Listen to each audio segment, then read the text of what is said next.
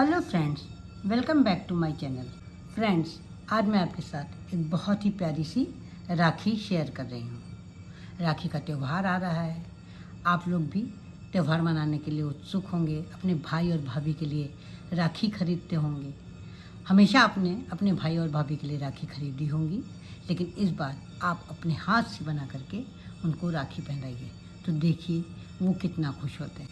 ये राखी देखने में बहुत ही खूबसूरत है, बनाने में उतनी ही ईजी है और आप इसे आसानी से बना सकती हैं।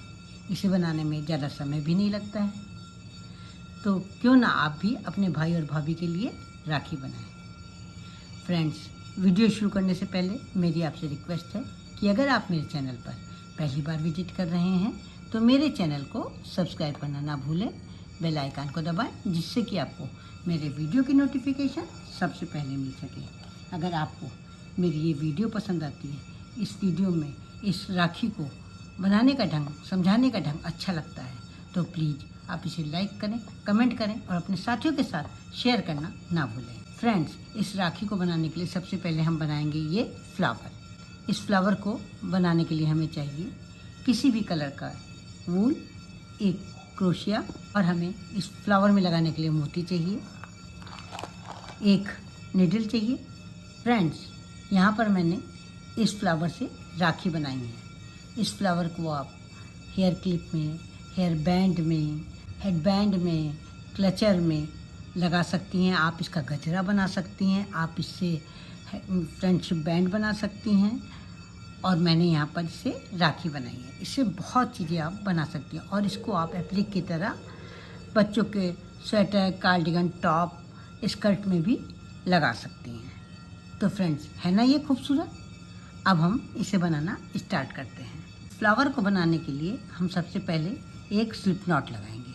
स्लिप नॉट लगाना आपको आता ही है, बहुत ही सरल है, और अगर नहीं आता है तो आप देख लीजिए मैंने कैसे लगाई है। स्लिप नॉट लगाने के बाद हम बनाएंगे 55 चेन। 1 2 3 4 5 6 7 8 9 10। यहाँ पर 55 चेन हमने बना ली है। अब पहली वाली चेन को छोड़ करके दूसरी वाली चेन में हम बनाएंगे एक सिंगल क्रोशिया। सिंगल क्रोशिया बनाना बहुत ही आसान है। आप देखिए हम कैसे बनाते हैं। चेन में क्रोशिया डालेंगे, एक लूप लेंगे और एक नया लूप लेकर के दो लूप में से निकाल लेंगे। इस तरह से हम सिंगल क्रोशिया बनाएंगे। ये पूरी रो हमें सिंगल क्रोशिया बना करके कंप्लीट करनी है। ये इस तरह से हम सिंगल क्रोशिया बनाते चले जाएंगे। हर एक चेन में हमें एक सिंगल क्रोशिया बनानी है। यहाँ पर मैंने 54 सिंगल क्रोशिया बना ली हैं। इसके बाद हम बनाएंगे 3 चेन और इसको इस तरह से पलट लेंगे। ये जो पहली वाली चेन है, यहाँ पर हम एक डबल क्रोशिया बनाएंगे। इसके बाद हम बनाएंगे 3 चेन और 3 चेन बनाने के बाद इन दोनों के बीच में जो गैप है, यहाँ पर इस तरह से सिंगल क्रोशिया से इसको जोड़ देंगे।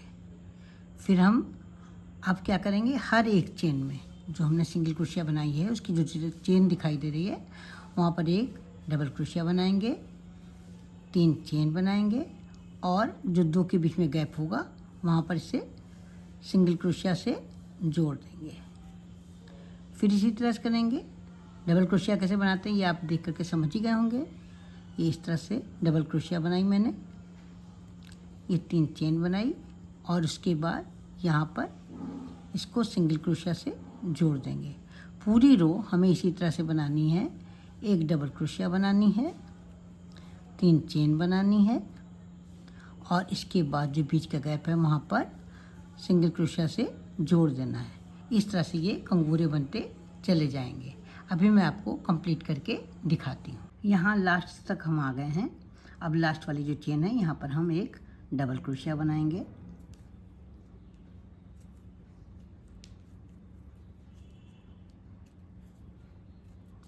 तीन चेन बनाएंगे और फिर इस होल में सिंगल क्रोशिया के साथ इसको जोड़ देंगे। एक चेन बना करके धागा कट कर लेंगे। जो धागा हम कट करेंगे वो लंबा धागा लेंगे, जिससे कि हम इससे बाद को सिलाई कर सकें। नीडल में मैंने धागे को डाल लिया है। अब हम देखेंगे कौन सी साइड सीधी है और कौन सी उल्टी। तो ये देखिए, ये साइड, ये देखिए, ये यहाँ पर तिरछे तिरछे बने, ये सीधी साइड है और ये उल्टी साइड है। अब उल्टी साइड में उल्टी साइड से इसको इस तरह से फोल्ड करेंगे। फ्लावर बनाने के लिए इस तरह से उल्टी साइड से फोल्ड करेंगे।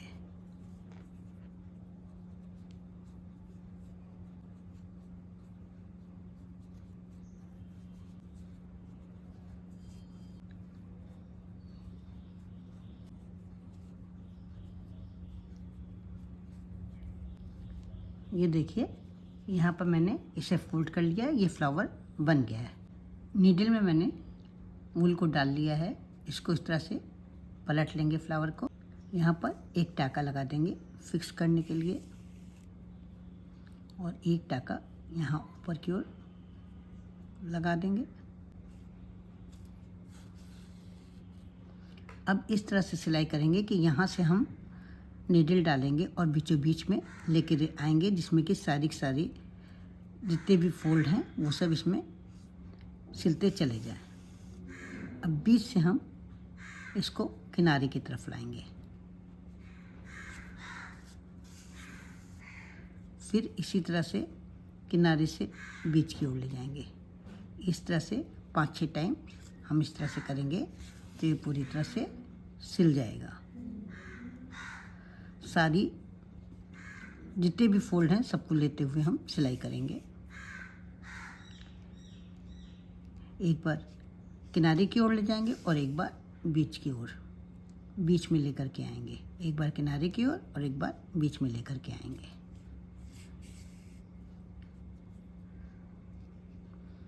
इस तरह से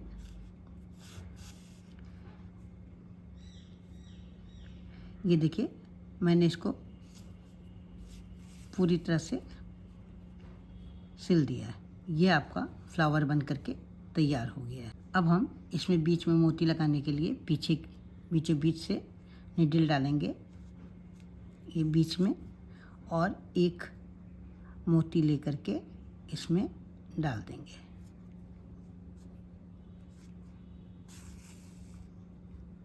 और इसके बाद फिर इसको पीछे की ओर डाल देंगे। इस तरह से यहाँ पर हमारा मोती लग जाएगा। अब इसको पीछे की ओर जैसे पहले सिलाई की थी वैसे ही 2 बार सिलाई करके फिक्स कर देंगे।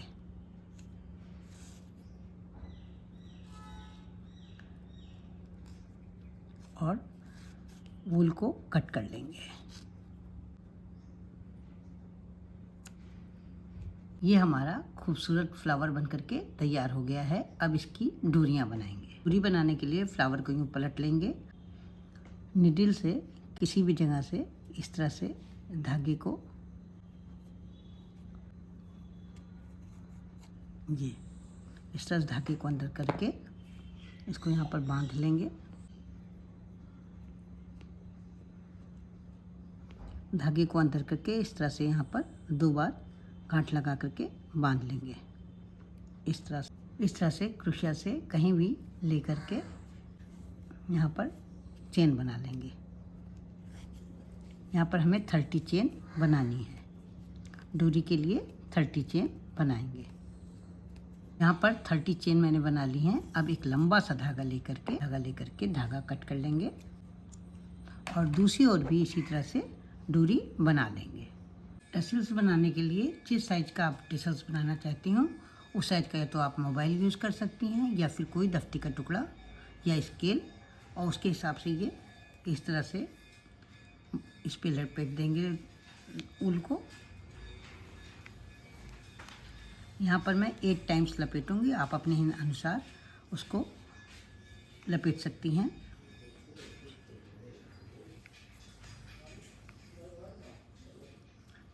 धागा यहाँ कट कर देंगे। अब एक धागे को यहाँ पर रखेंगे, बीचों बीच जगह पर इसको इस तरह से रख देंगे और 2 गांठ बांध लेंगे। ये एक और ये दूसरी। ये देखिए दोनों सिरे बराबर हैं। फिर इसको दोबारा इस तरह से फोल्ड करेंगे, एक दूसरा धागा लेंगे और उसको इस तरह से रख करके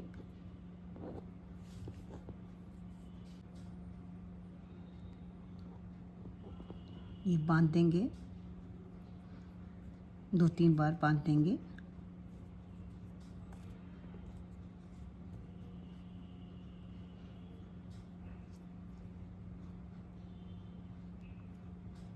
ये हमारा टसिल्स इस तरह से बनाया जाएगा। अब सभी धागों को कट कर लेंगे।